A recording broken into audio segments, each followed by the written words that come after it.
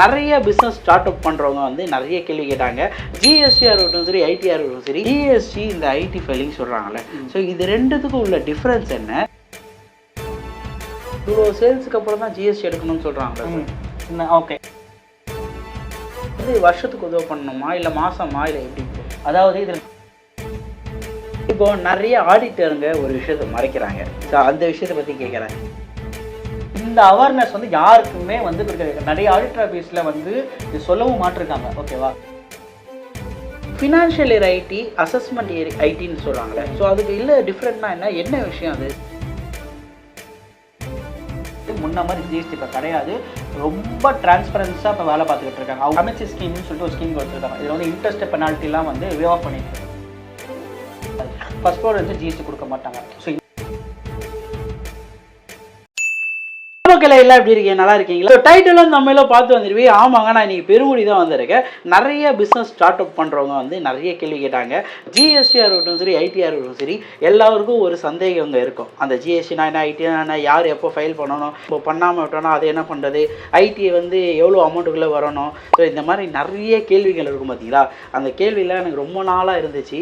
So இதுக்கான solution எங்கடா இருக்குன்னு நான் தேடும்போது தி எஸ் அசோசியேட்னு ஒரு சூப்பரான ஒரு ஆடிட்டிங் ஆஃபீஸு, ஃபினான்ஷியல் போட்டு என் கண்ணில் பட்டுச்சு. ஸோ அந்த ஆஃபீஸுக்கு தான் நம்ம இப்போ டேட்டா போக போகிறோம். நிறைய இன்ஃபர்மேட்டிவான விஷயம் இருக்குது. நிறைய ஸ்கேமை பற்றி ஆடிட்டருங்களாம் இது வரைக்கும் உங்ககிட்ட சொல்லாத விஷயங்கள் எல்லாமே நான் இந்த வீடியோவில் கேட்டு சொல்ல போகிறேன். ஸோ வாங்க வீடியோக்குள்ளே போகலாம்.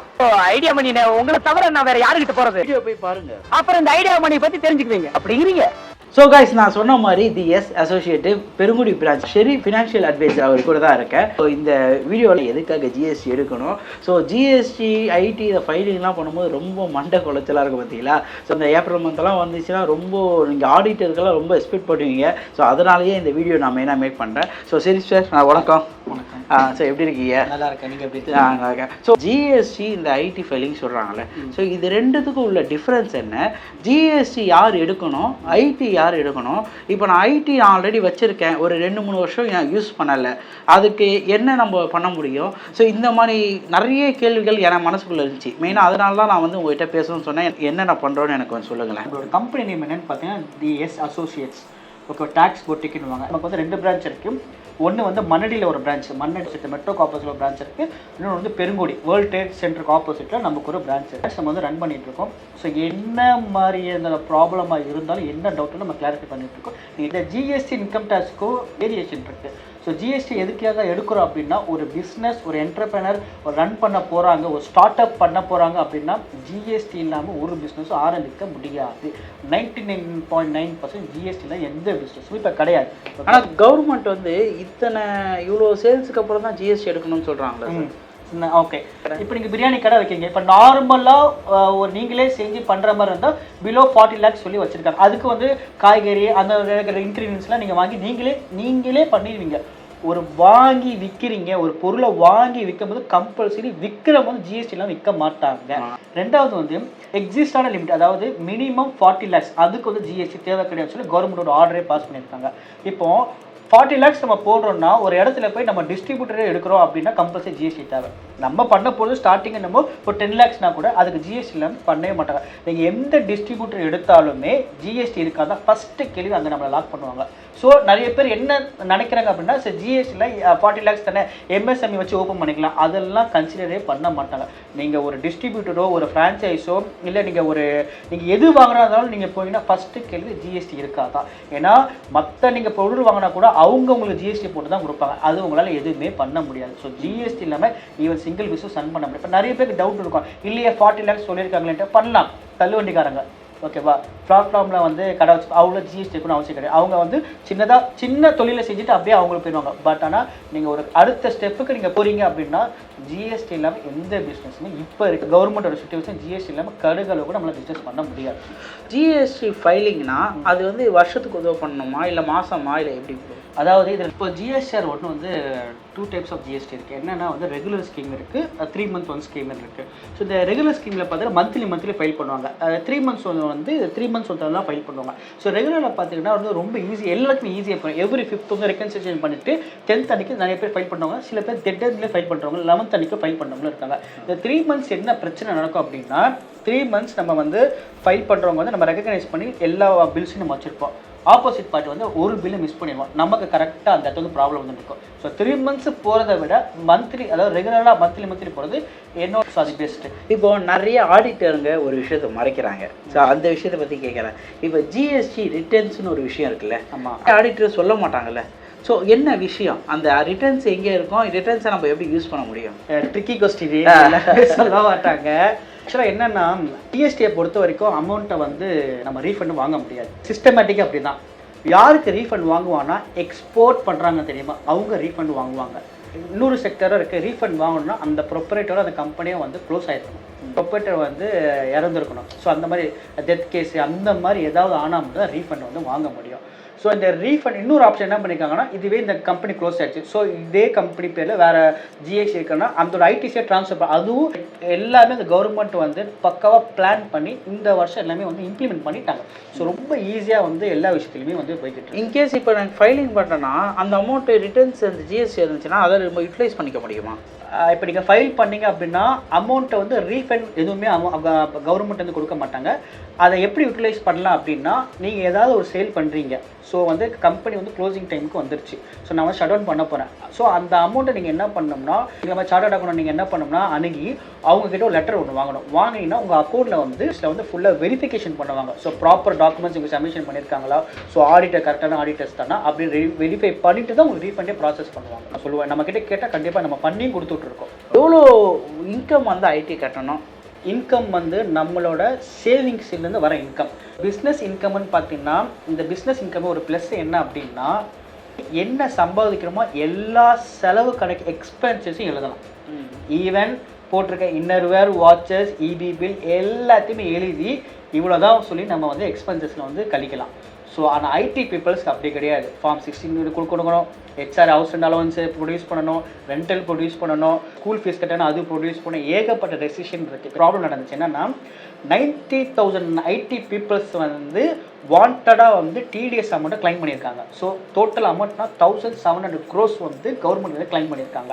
டாக்குமெண்டேஷன் வந்து ப்ராப்பராக இல்லாமல் வந்து அட்வான்ஸாக, இப்போ ஒரு இடத்துல வந்து 50,000 ரீஃபண்ட் வருது அப்படின்னா எக்ஸஸாக போட்டு 75,000, ஸோ அந்த 25,000 வந்து கம்பெயின் பண்ணி ஸோ 75,000 ரீஃபண்ட் வாங்க. அந்த மாதிரி கவர்மெண்ட் கொடுத்துரு. இப்போ அவங்க என்ன பண்ணியிருக்காங்க அப்படின்னா, டோட்டலாகவே என்ன கிளைம் பண்ணியிருக்கீங்களோ அது 100% பெனால்ட்டியாக போடுறாங்க. ஸோ இந்த அவேர்னஸ் வந்து யாருக்குமே வந்து கொடுக்குறது. நிறைய ஆடிட்டர் ஆஃபீஸில் வந்து இது சொல்லவும் மாட்டிருக்காங்க. ஓகேவா? ஸோ கிளைண்ட் என்ன சொல்கிறாங்களோ அவங்க ஏற்ற மாதிரி தான் போகிறாங்க. So every chartered accountant and consultancy வந்து இதுதான் இப்படி தான் பண்ண முடியும் அப்படின்னு கொண்டு போயிட்டாங்கன்னா ஐடி பீப்புள்ஸ்க்கு ஒரு அவேர்னஸ் வந்துடும். இது இப்போவே பார்த்தீங்கன்னா ஓல்டு ரெஜிமில் போவா நியூ ரெஜிமில் போவா நிறைய கன்ஃபியூஷன் டில் இந்த செகண்ட் வரைக்கும் போயிட்டுருக்கு. ஒரு பீப்புள் எனக்கு ஐடி பீப்புளை கால் பண்ணி, சார் இந்த மாதிரி நான் வந்து நியூவில் பண்ணிட்டேன், என்னால் ஓல்டில் பண்ண முடியுமா? ஆப்ஷனே கிடையாது. ஏன்னா டைம் இருக்குது. Every time government will gives you. அந்த ஆப்ஷனை நம்ம வந்து யூட்டிலைஸ் பண்ணல அப்படின்னா ஸோ கவர்மெண்ட் என்ன சொல்ல அதை நம்ம கேட்கணும். இப்போ ஐடி ஃபைலிங்னா எந்தெந்த மாதத்தில் பண்ணுவாங்க? ஐடி ஃபைலிங் வந்து எவ்ரி இயர் மார்ச்சுக்கு அப்புறம் ஜூலையில் இருக்கும் ஐடி சேலரி பர்சன்ஸ்க்கு.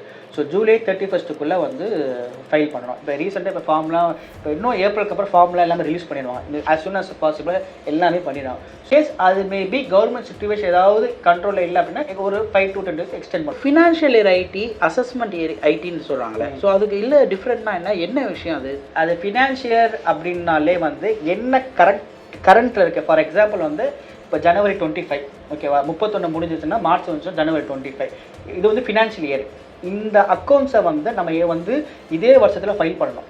ஸோ அவங்க என்ன பண்ணுவாங்க அப்படின்னா, ஸோ 20 அசஸ்மெண்ட் இயர், அதாவது அசஸ்மெண்ட் என்ன நான் ஃபைல் பண்ணுற இயர் வந்து அடுத்த வருஷத்துலேருந்து கொண்டு வந்து வைப்பாங்க. அதாவது எப்படின்னா ஃபினான்ஷியல்னா போன வருஷம் ஃபினான்ஸ் முடிஞ்சிருச்சு, 31 அந்த இயர் முடிஞ்சிருச்சு உங்களுக்கு. ஓகேவா? ஸோ நீங்கள் 25ல் ஸ்டெப் இன் பண்ணிட்டீங்க. அவங்க என்ன பண்ணுவாங்கன்னா 25-26 அசஸ்மெண்ட் இயர்னு சொல்லி சொல்லுவாங்க. 25ம் 26 வந்து அசஸ்மெண்ட் இயர். ஸோ என்ன வரும் ப்ரீவியஸாக வரும்னு சொல்லி ஒரு ஃபைலிங் பண்ணுறது. ஸோ இந்த ஃபைலிங் கட்டாயமாக இருக்கா, வேணுமா, இல்லைனா எதனால்? இல்லை, இது வந்து இன்கம் டேக்ஸ் நார்ம்ஸ் அப்படி வச்சிருக்காங்க. கட்டாயம் கிடையாது, இது கம்பல்சரி மேண்டேட்டரி. பொதுவாகவே இப்போ ஃபினான்ஷியல் பார்த்தீங்கன்னா 24-25, அதாவது April 1, 2024 March 1, 2025 இது வந்து ஃபினான்ஷியல் இயர்னுவாங்க. ஓகேவா? அந்த ஃபினான்ஷியல் இயர் அக்கௌண்ட்ஸ் எப்போ முடிப்பாங்க அப்படின்னா அசஸ்மெண்ட் இயர் 24-25, அதாவது 25-26 முடிப்பாங்க. ஏன்னா நீங்கள் மார்ச் அதாவது டிசம்பரோடு முடிச்சிருந்தீங்க அப்படின்னா அதை வந்து அதே ஃபினான்ஷியல் வாங்க, ஏன்னா நீங்கள் அடுத்த இயரில் ஸ்டெப்பிங் பண்ணுவோம். ஸோ அப்போ நம்ம வருஷத்துக்கு 2 தடவை ஃபைல் பண்ணுற மாதிரி தான். ஒரே வருஷம், அதாவது கணக்கு வந்து போன வருஷம் கணக்கு தான், ஃபைல் பண்ணுறது இந்த வருஷம்.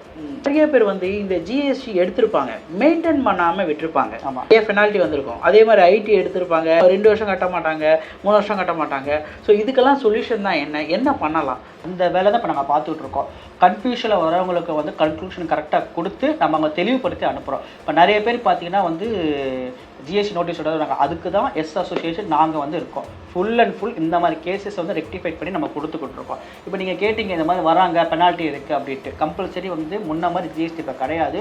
ரொம்ப டிரான்ஸ்பரன்ஸாக இப்போ வேலை பார்த்துக்கிட்டு இருக்காங்க. அவ்வளோ பக்காவாக வந்து ஜிஎஸ்டி வந்து ரொம்ப வந்து ட்ரிக்கியாக வேலை பார்க்குறாங்க. ஸோ நம்ம எங்கே போனாலும் லாக் பண்ணிடுவாங்க. ஸோ அந்த மாதிரி டிரான்ஸ்பரன்சி தான் இப்போ நடந்துக்கிட்டு இருக்கு. இப்போ ரீசெண்டாக இதுதான் பெரிய இன்சிடெண்ட்டாக நடக்குது. பில்லு வாங்கிடுறோம், ப்ராடக்டை கொடுத்துட்றாங்க, ஆப்போசிட் பார்ட்டி ஃபைல் பண்ணாமல் எஸ்கேப் ஆகிடுறாங்க. இது வந்து ஒரு பிஸ்னஸாகவே பண்ணிகிட்டு இருக்காங்க, அவேர்னஸ் எல்லாமே பண்ணிகிட்டு இருக்காங்க. ஆள் வந்து எஸ்கேப்டு. ஸோ இப்போ என்ன நடக்குது, பிஸ்னஸ் லீகலாக பண்ணுறவனுக்கு நோட்டீஸ் போகுது. அந்த பிஸ்னஸ் பண்ணுறவன் யாருக்கெல்லாம் ஸ்டாக் அமைச்சு பில் ரைஸ் பண்ணுறாங்க அத்தனை பேருக்கு நோட்டீஸ் போகுது. ஸோ ப்ராப்பராக பண்ணுறவங்களுக்கு ஐடிசியை பிளாக் பண்ணுறாங்க. அப்படி பண்ணுறப்ப அக்கௌண்ட்டு பேங்க் அட்டாச்மெண்ட் பண்ணுறாங்க.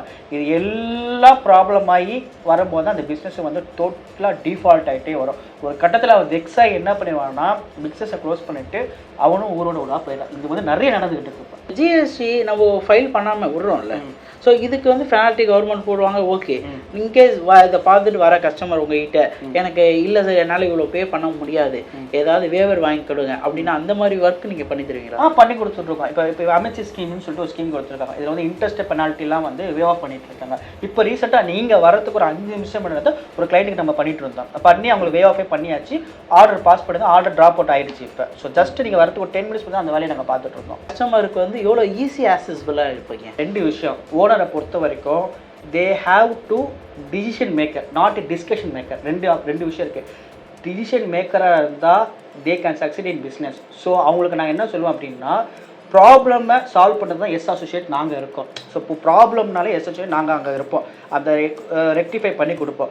ஸோ பிஸ்னஸ் பீப்புள் போய் ஜிஎஸ்டியில் போய் உட்காந்து பேசுது. இப்போ எல்லாமே வந்து டிரான்ஸ்பரன்சி ஆனால ஃப்ரீயாக, இப்போ ஆஃபீஸஸே வந்து ஃப்ரீயாக பேசுகிறாங்க. இப்போ நம்ம வந்து அடுத்தடுத்த பிஸ்னஸை டெவலப்மெண்ட் பண்ணுற மாதிரி தான் இருப்போம். ஸோ நம்ம போயிட்டு ஒவ்வொரு செக்டர் நம்ம இருக்க முடியாது. ஸோ அப்படி நம்ம ஒவ்வொரு இதே நம்ம இன்வால்வ்மெண்ட் ஆகணும் அப்படின்னா நம்மளால வந்து பிஸ்னஸை ரன் பண்ணவே முடியாது. ஸோ சர்டன் பீப்புள்ஸ் அக்கௌண்ட்ஸுக்கு தனியாக ஒரு டீம் வச்சுக்கணும். அந்த அக்கௌண்ட்ஸ் என்ன பிரச்சனை வந்தாலும் ஹெச்ஆர் பார்க்கணும். தட் மீன்ஸ் அக்கௌண்ட்ஸ் மேனேஜர் தான் is the responsibility for this company.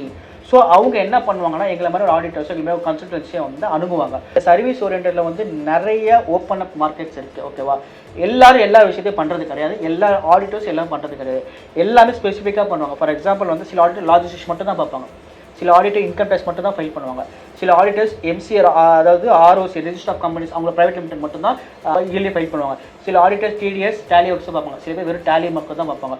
So நம்மளோட எஸ் அசோசியேஷன் வந்து எல்லா ஒர்க்குமே பார்க்குறோம். நம்ம எஸ்பெஷலி எதில் நம்ம ஸ்பெசிஃபைடாக பார்க்குறோம் அப்படின்னா, ப்ராப்ளமோட ஒருத்தவங்க வராங்கன்னா அவங்களுக்கு அந்த சொல்யூஷனை ரெக்டிஃபைட் பண்ணி நம்ம அந்த நம்ம ப்ராப்ளமாக பார்த்து ரெக்டிஃபைட் பண்ணி ஆஃபீஸர்கிட்ட கூப்பிட்டு போய் பேசி அவங்களை எந்த அளவில் அவங்களை எவ்வளோ லிமிட்டை கம்மி பண்ணி க்ளோஸ் பண்ண வைக்க முடியுமோ அதை நாங்கள் பண்ணி கொடுத்துட்ருக்கோம். ஒரு பிஸ்னஸ் பண்ணுறவங்களுக்கு என்ன முக்கியத்துவம் கொடுக்குறீங்க? பிஸ்னஸ் பண்ணுறவங்க வந்து குழப்பத்தில் தான் வருவாங்க. இதுதான் பண்ணி இதுக்கப்புறம் என்ன பண்ணணும்னு தெரியாமல் இருப்பாங்க.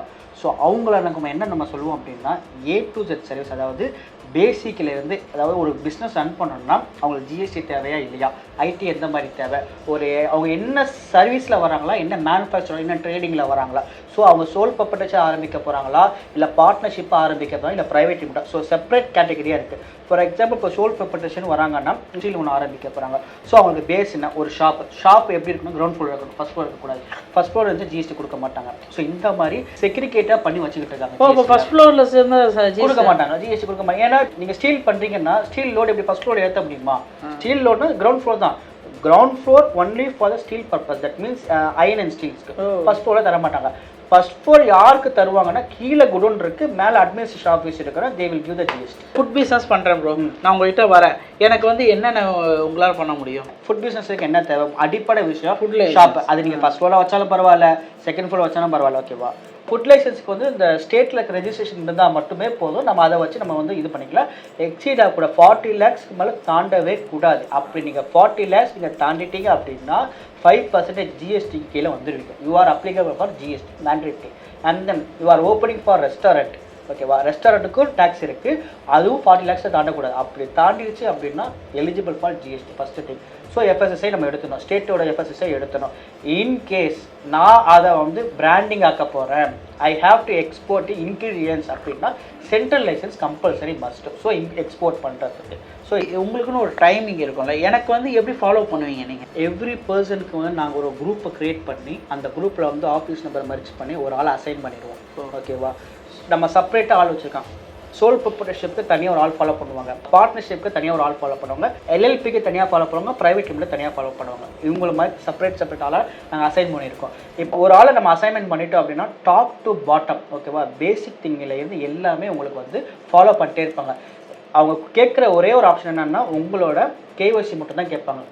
ஒருவேளை என்னால் கொடுக்க முடியல, என்கிட்ட வாட்ஸ்அப்லாம் யூஸ் பண்ணணும்னா நாங்கள் அங்கே டோர் ஸ்டெப் டெலிவரி சர்வீஸ் பண்ணுவோம். நாங்கள் அங்கே லேப்டாப்போட பிரிண்டரோட வந்து உங்களுக்கு அங்கே நாங்கள் வச்சு எல்லாமே நாங்கள் எப்படி இசேவை மையம் பண்ணுறாங்களோ அந்த மாதிரி நாங்கள் உங்களுக்கு பண்ணி கொடுப்போம். ஸோ கஸ்டமரை வந்து ஃபீல் பண்ணாமல் நாங்கள் அந்த வேலையை பார்த்து கை கொடுத்துட்ருப்போம். 2 days பேக் வந்து டிஜிட்டல் சிக்னேச்சர் எடுக்கணும், கிட்டத்தட்ட 10 வாட்டி ட்ரை பண்ணாங்க, முடியல.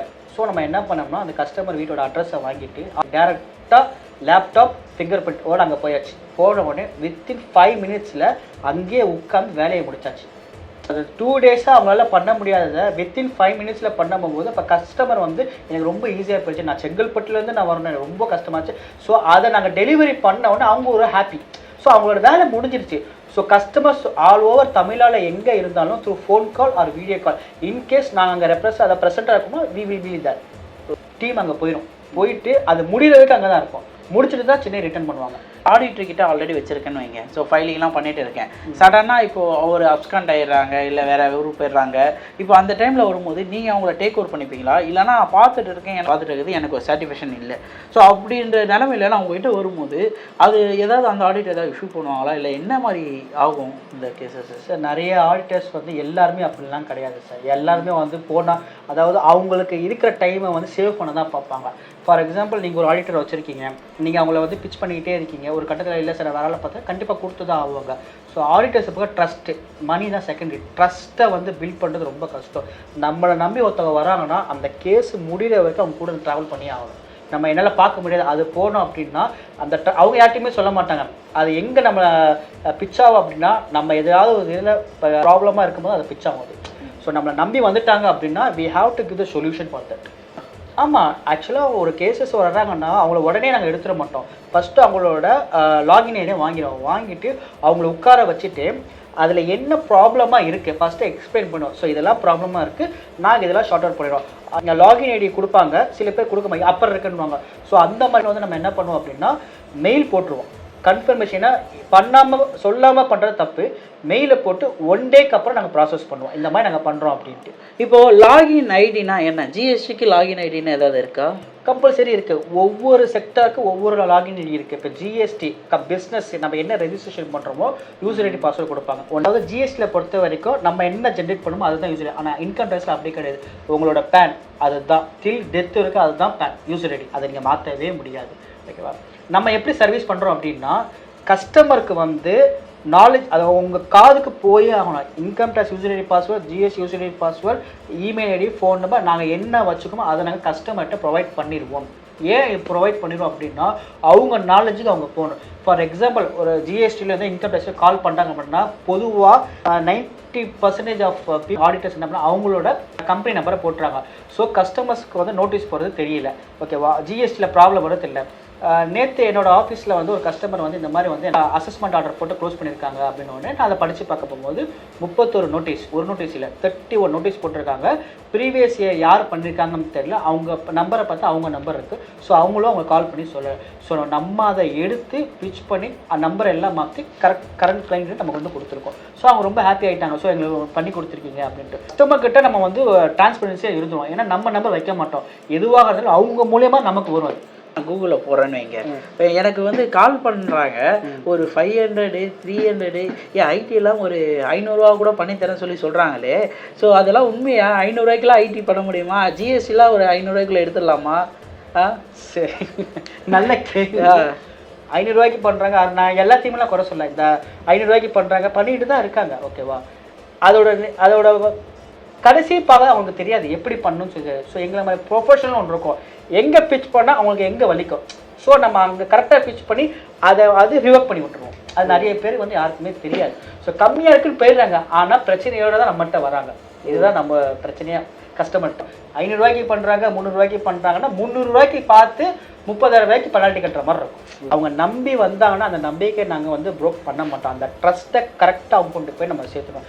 எல்லாருக்கும் பயம் என்னென்னா ப்ராப்ளமாக இருக்குது. Every problem there is a solution. நான் எங்கே போனால் ஒரு விஷயத்த சொல்லுவேன், எல்லா ப்ராப்ளத்துக்கும் ஒரு சொல்யூஷன் இருக்குது. அதை நம்ம அசோசியேட் அவங்கள கூப்பிட்டு வச்சு ரெக்டிஃபைட் பண்ணிடும். தாராளமாக வாங்க. உங்களுக்கு கொரி இருக்கா, உங்களால் வர முடியலையா எங்களுக்கு சொல்ல, லொக்கேஷன் மட்டும் அனுப்புங்க. எங்கள் டீம் நம்மளோட டைமிங் பார்த்தா மார்னிங் 9:45 to 7 PM வரைக்கும் நம்ம வந்து அவைலபிளாக இருப்போம். ஈவன் மண்ணடி பிரான்ச் அண்ட் ஓஎம்பா. ஸோ ஸ்டாஃப்ஸுக்கு அவைலபிளாக இருப்பான். நீங்கள் டேரெக்டாக வந்து கூட மீட் பண்ணிக்கலாம். நீங்கள் அந்த மற்ற மாதிரி அப்பாயின்மெண்ட் அதெல்லாம் நம்மகிட்ட கிடையாது. கஸ்டமர் வந்து இந்த டைம் வரணும்னா அந்த டைமுக்கு நாங்கள் ஃப்ரீ ஆயிடுவோம். எங்களுக்கு ஃபஸ்ட்டு கஸ்டமர், அப்புறம் தான் நாங்கள். அவங்க இல்லைன்னா நாங்கள் கிடையாது. ஸோ நம்மளை டேரெக்டாக மீட் பண்ணணும்னா 2 இருக்குது. இன்கேஸ் நீங்கள் Kanchipuram side, that means OMR side அப்படி இருக்கீங்கன்னா ஓஎம்ஆரில் கூட வந்து மீட் பண்ணிடலாம், ஒன்றும் இஷ்யூ இல்லை. And Mannady side, that means north side இருக்கீங்கன்னா நீங்கள் மண்ணடி ஆஃபீஸில் வந்து எங்களை வந்து கான்டாக்ட் பண்ணலாம். நான் உனக்கு தர்றது சோறு இல்லை தம்பி, இம்ப்ரமேஷன்.